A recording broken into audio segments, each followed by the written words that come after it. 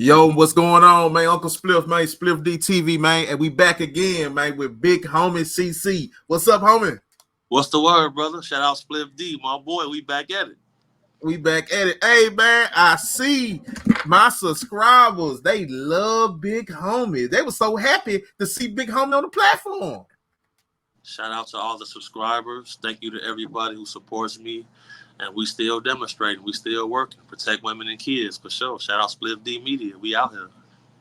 We out here, man. So, Big Homie, did you see the breaking news that happened yesterday? Yeah. I saw that. That's breaking the internet right now. Lil Durk arrested for a federal murder for hire. Yes, sir. But you know but this is the real breaking news right here, man. Okay.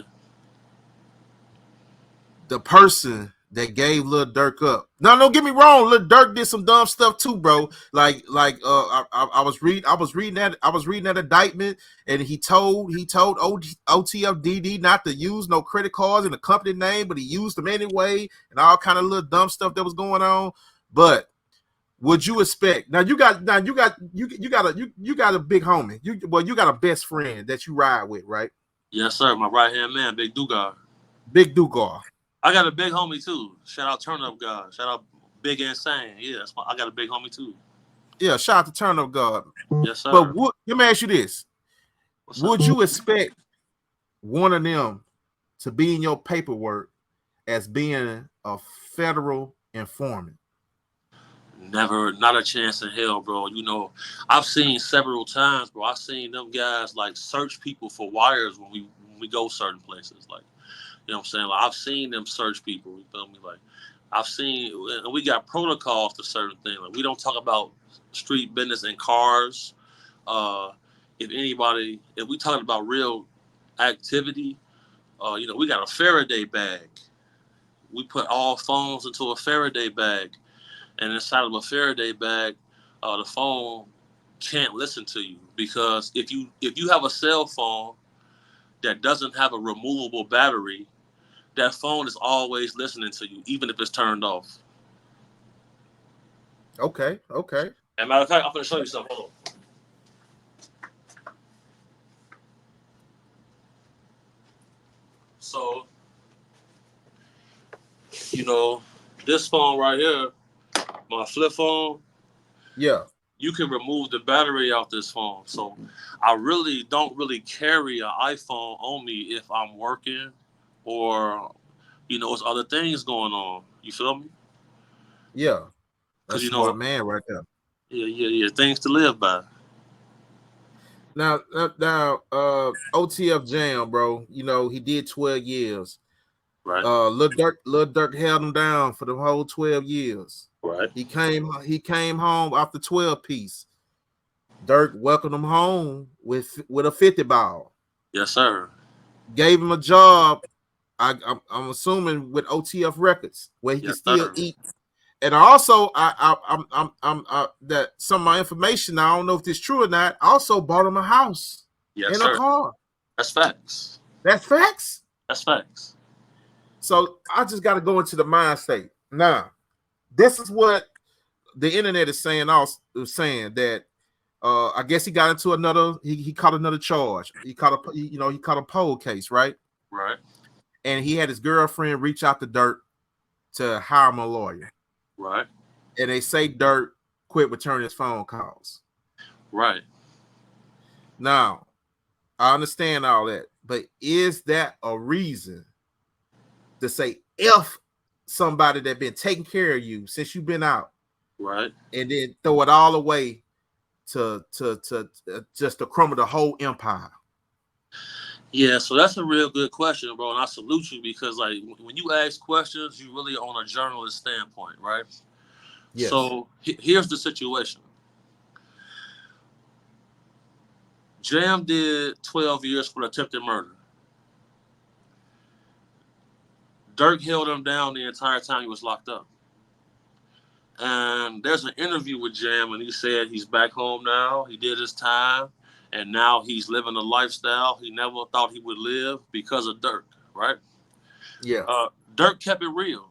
He did what he was supposed to do, And this is why I always tell the young people, like, the streets don't love anybody. There's no loyalties in the streets. There's really no such thing as street code. Like, in my mind, like, all of that is really a myth, because if you look at history, bro, a lot of weird things be going on. You feel me? So, like, as a man, you got to have your own moral compass and principles that you live by, right? So in Chicago, they have something called armed habitual criminal. If you get caught with a gun too many times, you're gonna catch a charge called armed habitual criminal, which is a mandatory 12 years. Now, Jam just came home from doing 12 years, caught another gun charge, and then when Durk didn't return his phone calls, here's the situation. At that time, they were already being investigated by the feds. If he pays for that lawyer, now he's on record supporting this type of activity. The same situation that happened with Young Dolph and Big Jook and CMG. So that's why people saying, "Oh, Gotti finna get the RICO charge because CMG paid for the guy who testified against Straight Drop, paid for his lawyer." So Durk had to avoid that. So if everybody pay attention to the timeline, Durk denounced gang activity. He got his entire criminal record erased. He got keys to the city. He became a Muslim, and he was trying to distance himself from this type of activity. So Durk has a song called "Federal Nightmares," right? And people keep saying, "Oh, he knew he had a feeling." Here's the thing: when the fans get onto you, bro, they send you a target letter. Anybody who really been in the field know about this. When they get on to you, they send you a target letter and let you know that you're under investigation. So he knew he was under investigation for a long time already.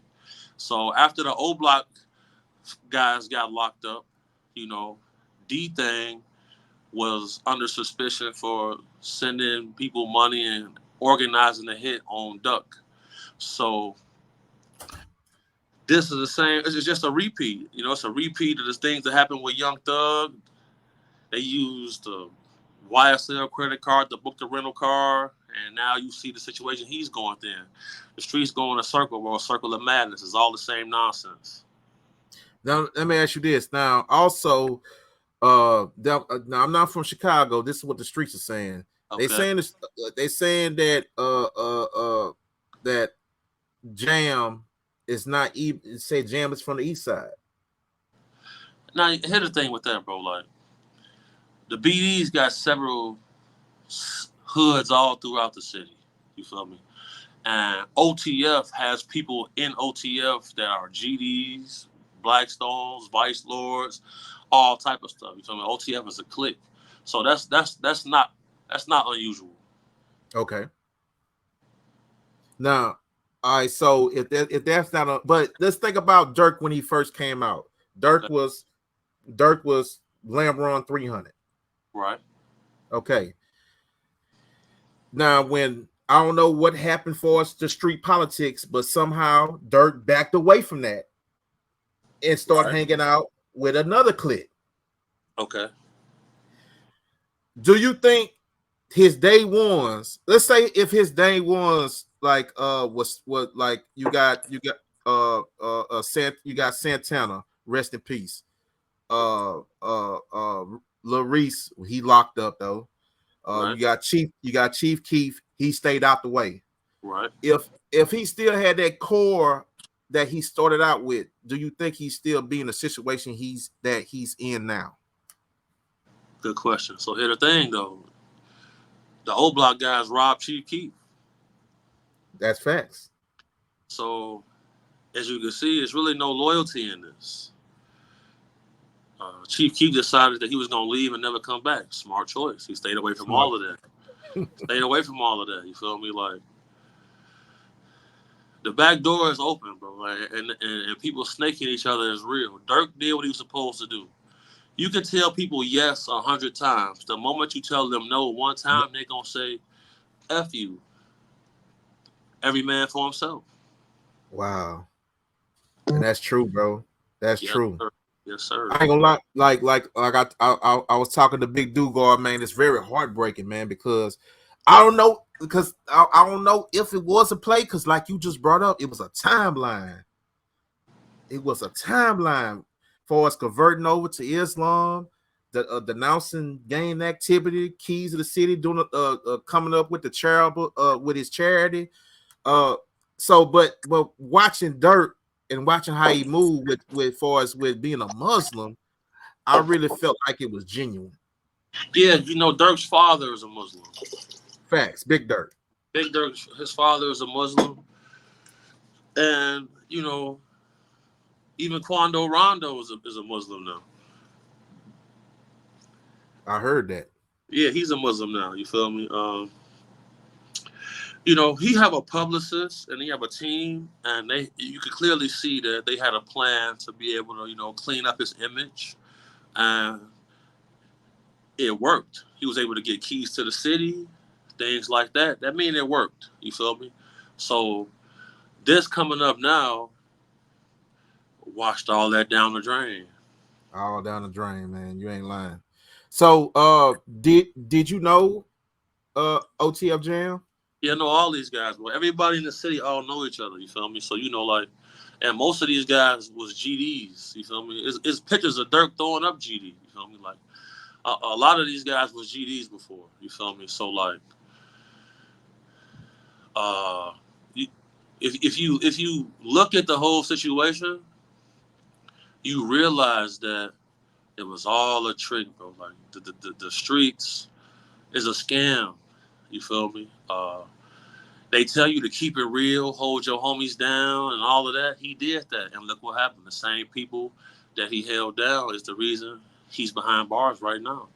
The streets is over with, bro. Like guys need to start a business, get a trade, find a woman, have a family, and just get back to the core principles of being a black man and restore family values. Because other than that, you got guys, bro, catching murder charges and going to prison for life as virgins.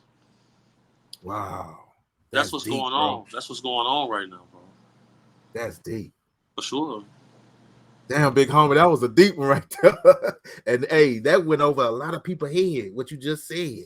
Yeah, bro. You feel me? My whole thing is like I try to put stuff in perspective for all genres of people so they can understand it.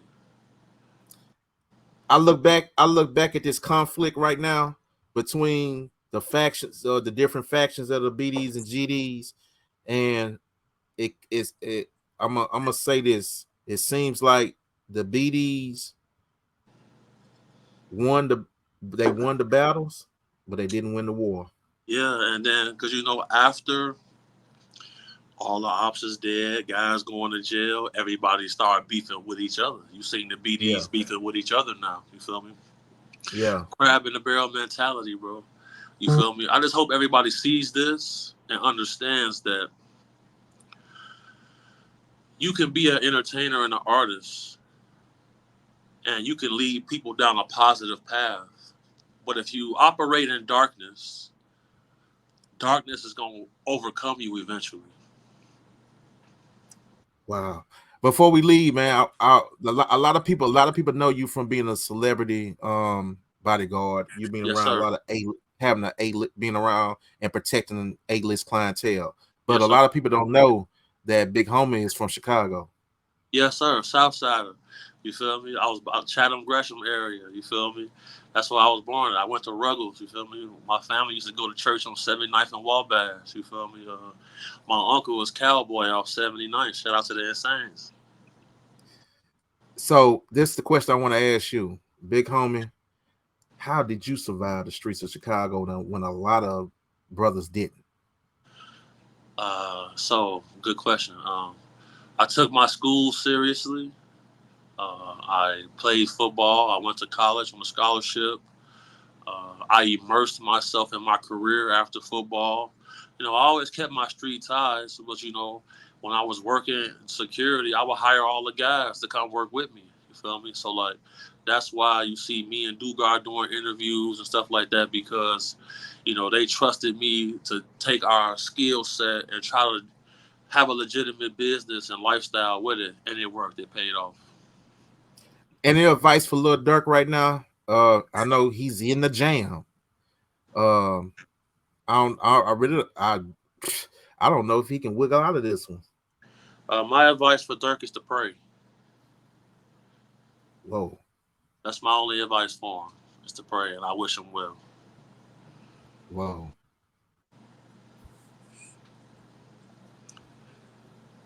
Shout out That's Split.